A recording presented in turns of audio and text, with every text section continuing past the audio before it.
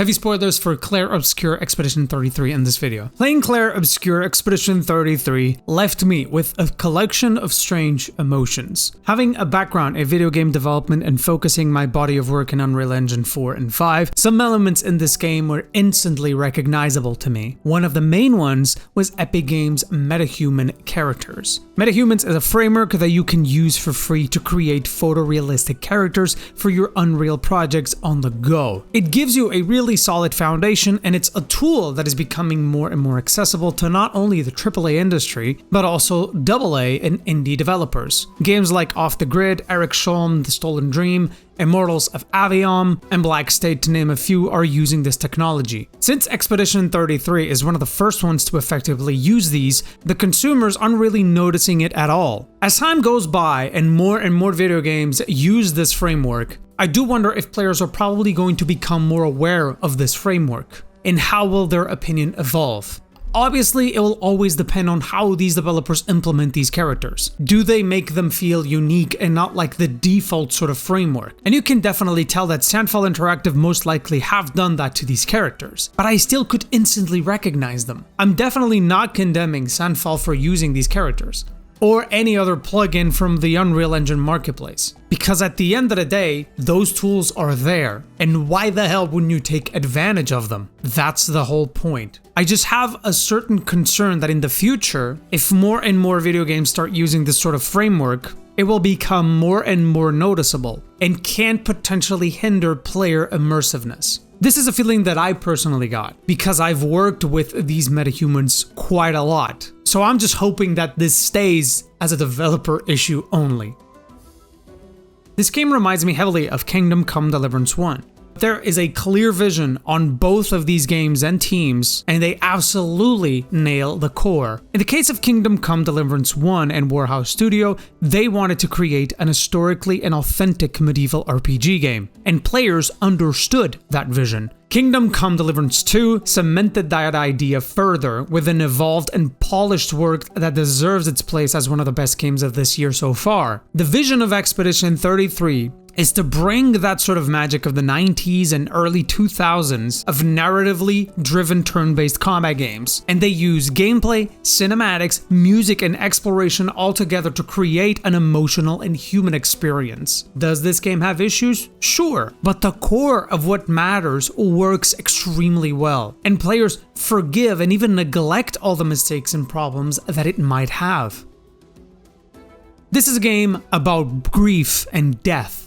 And what do we do when faced with the reality that is being broken apart in front of our eyes? What do we do in the face of the void? Obviously, multiple games have tackled this sort of theme. Shadow of the Colossus is a prominent one that I talk extensively on this channel. A game about a young man who seems to be unable to accept the death of his presumed wife or girlfriend, and makes a pact with an entity he cannot comprehend to bring her back at all costs. Final Fantasy X is deeply rooted in the theme of death, where the people of Spira are in the perpetual cycle of life and death that they believe to be unavoidable. And Expedition 33 takes this in a different approach. It delves into how people deal with the death of a loved one. And in this case, it's about a family dealing with the death of one of its children, Verso, who died in a fire. His mom, Anit, decides to live in one of his paintings that still has a piece of his soul, neglecting both of her daughters that still need her attention.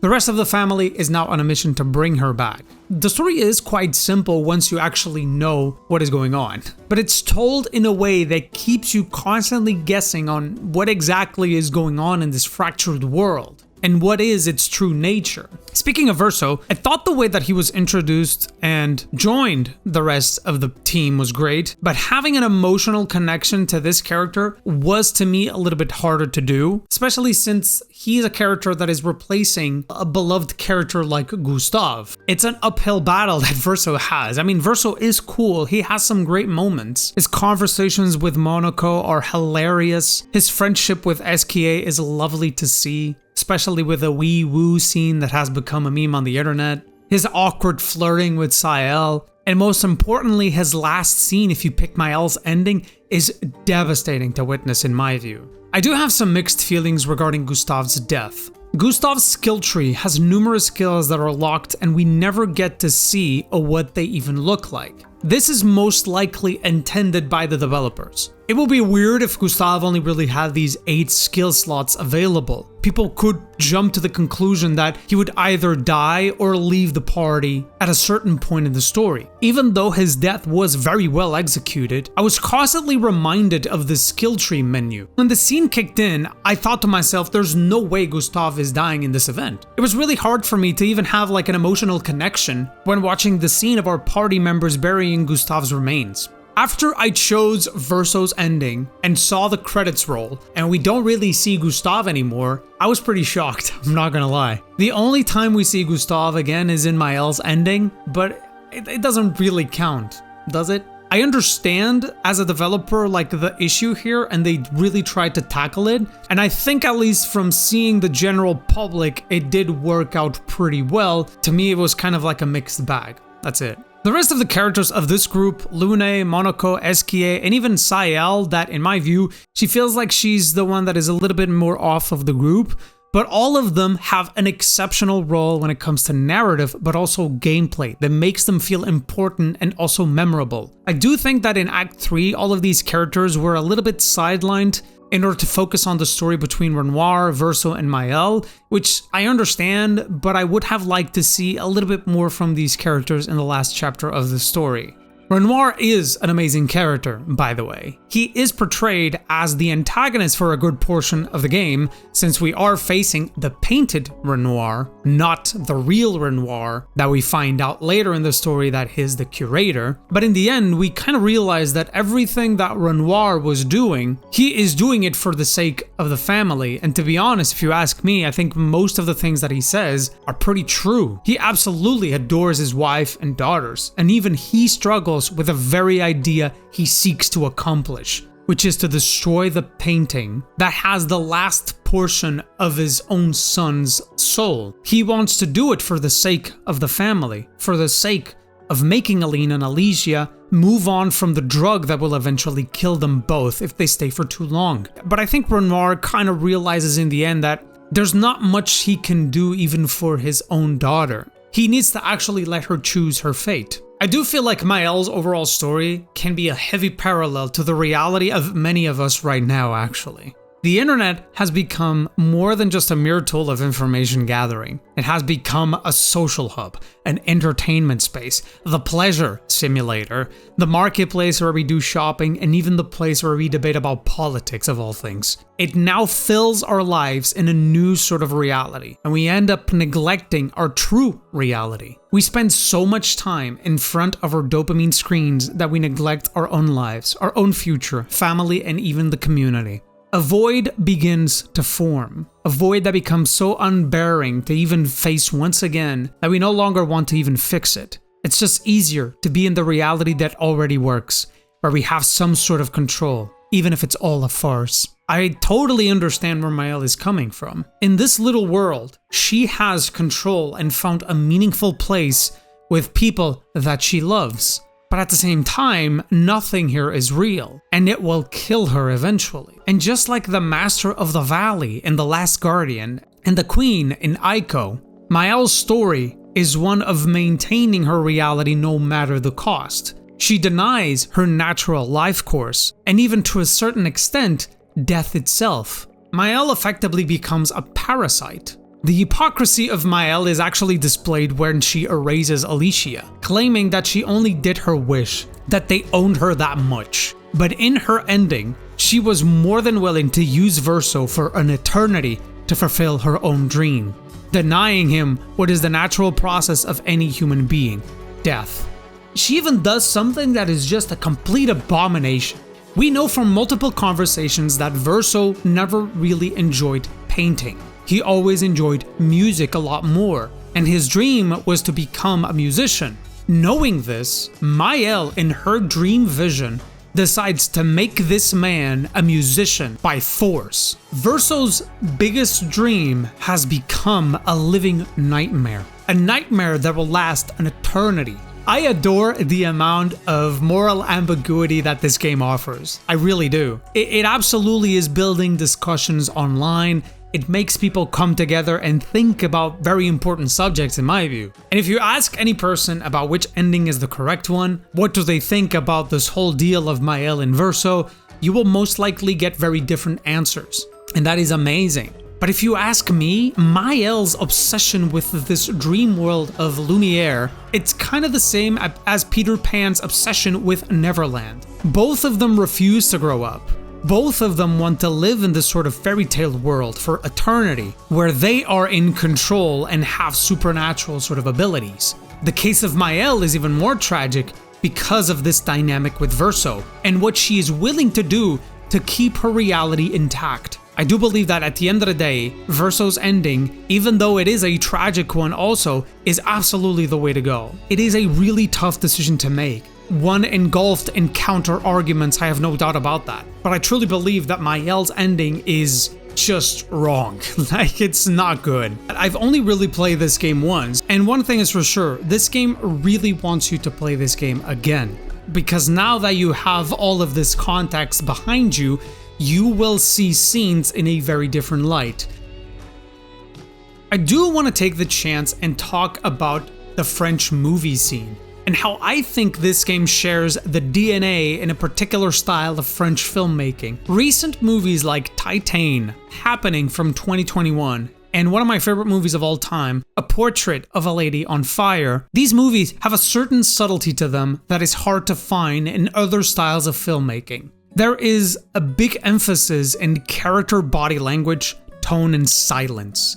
There's like this thing in these movies where characters don't really use words a lot of the times to describe and showcase their feelings. It's more on their overall body language, tone, and certain movements that express that. And I do think that this game does this very effectively. It's not something that I don't feel like video games explore that much, and it's very refreshing.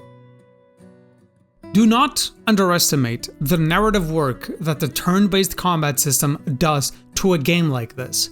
A game that focuses on a group of people fighting for a common goal. We end up spending so much time with these characters, playing each and every single one of them, building and understanding how they work, upgrading their skills, and finding the best combination of Pictos, that we are not only bound to them via cinematics, but also through gameplay. This has always been a point of contention of mine of the Final Fantasy franchise, that deviated quite a lot from its original combat system, to a more action-oriented one. In these recent iterations, you tend to overfocus on one character only, and this weakens the bond that you can create with other characters when you make clear that there is only one main character, just like Final Fantasy 15 and 16 do. Expedition 33, even though Gustav initially would be considered the main character, all of these characters feel like they have a place and importance not only narratively, but gameplay-wise. It's about the community and not the individual. This combat system is one of the high points of this game for sure. It's a fresh take on the beloved turn-based combat that keeps you on your toes in its entirety. I would actually separate this combat system into 3 acts. First is your input, second your attack, and third the enemy attack. In a classic JRPG game like Final Fantasy X, you only really have control over the first act, leaving wide gaps where we have no control of what will happen in Acts 2 and 3. Expedition 33 shakes things up by letting us have control on the outcome of all of these 3 parts. In Act 2, we get a QuickTime event which determines how successful our attack is, and in Act 3, you have the opportunity to counter or dodge an enemy attack, hence and repeat. This creates a constant stream of engagement to the player. I can't shake this feeling a lot of the times that I'm also playing a card game. The AP system feels similar to Hearthstone's mana system. You gain 1 AP a turn as a base, each ability costs a certain amount, and you end up creating a small deck of 6 abilities and planning out a strategy accordingly. On top of that, each of these characters has a compelling and complex system attached to them. It kind of gives you this great amount of freedom on the type of build you want to go for and the trio combinations you want to use. Communication between all of these members feels vital in its gameplay to take full advantage of both defense and offense. A simple example on this is Mael's ability to get into Virtuoso mode that gives you this amazing buff of 200% damage boost. But in order to proc this mode, it can be a little bit tricky because my L does not really have a lot of abilities that can proc it. What we can do is bring a character like Lune to use a fire ability to give the enemy burning stacks, and then my L can come in and use this ability that can quickly proc Virtuoso mode. This is obviously just a very simple example of how characters can communicate with each other. In certain occasions, I did find the combat a little bit repetitive since you can get into a state of rotation with the abilities that you use for your characters. But since the game is constantly throwing you new abilities, new enemies, I mean, it literally kills off Gustav in Act 1, which forces you to change. It does keep things fresh and constantly changing, so you don't get used to one particular thing. Progression and XP farm feels at times a little bit all over the place. Some fights can be extremely easy and give you an insane amount of XP when compared to more complicated fights, I would argue at least. But exploration is incredibly rewarding in this game. Most of the rewards you find are tied to the Pictos and Lumina systems. These systems feel like they're a mix of both of Final Fantasy VII's materia system and Final Fantasy IX's ability points system. Each of these Pictos offers a certain passive ability that can be used by all your party members, whether it's a buff to your counterattack damage, getting EP from dodging. It's a system that empowers character building even further very successfully. And whenever I did not go to a certain secondary path in a dungeon, or I missed that one part of the overworld, I always felt like I was potentially missing out on a very good piece for my characters, or even worse, could be missing out on the true end game of this game. Fashion, baby. There are numerous clothing pieces and haircuts that you can collect in this game for your characters, and they all look unique and amazing. This actually kind of reminds me of a meme from the Guild Wars 2 community, the famous MMO game, which is the true endgame of Guild Wars is not raids, it's not PvP, it's fashion wars, baby. And it is absolutely a drug in a lot of these games to collect all of these like clothing pieces or whatnot. I mean, games like Marvel Rivals, that's all they do to make money, right? They make money out of clothing and fashion. It is what it is. I do want to mention the pacing of this game in both cinematics and gameplay. There is never a moment, in my opinion, that this game throws you a piece of cinematic or story that is not important to keep the flow going. It has a noticeable rhythm to it, I would argue.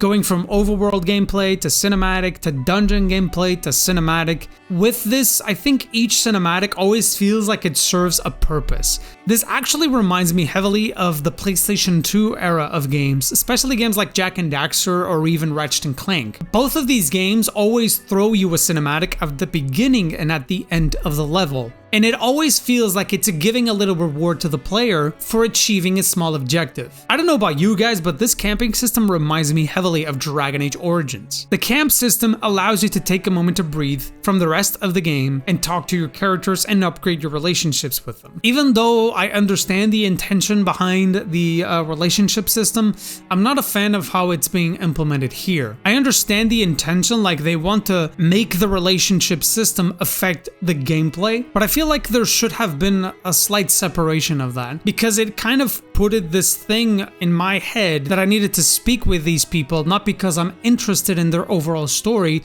but because I want to upgrade their gradient attacks. All of those conversations are really, really cool and interesting regardless. The question right now on a lot of people's mind is, what is the future for Sandfall Interactive? And in what direction are they going for next?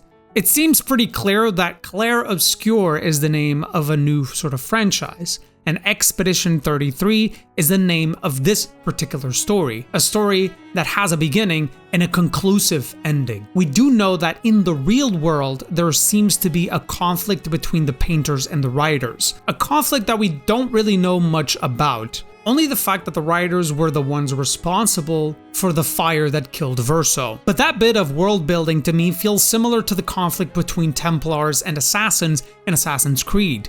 It's cool that they added, but I wonder if making a story out of it is going to be interesting. Because the beauty of this story, it's not really the focus on these like large-scale world events, but rather the focus on the relationship of these characters. It's the focus on their humanity and their struggles. There is no good and bad, only moral ambiguity. We have people who believe what they are doing is the correct thing, but it's not crystalline clear if one or the other is correct in everything that they do. It's a game that makes us think about our choices when we are faced with the emptiness of the void. Do we give up?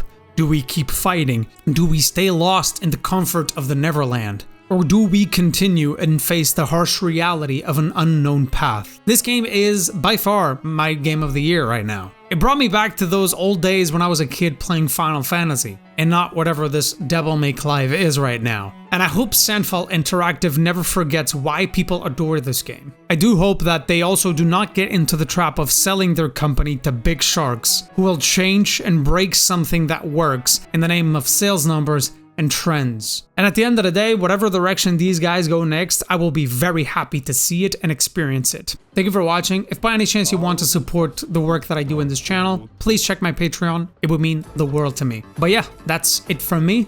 Over and out.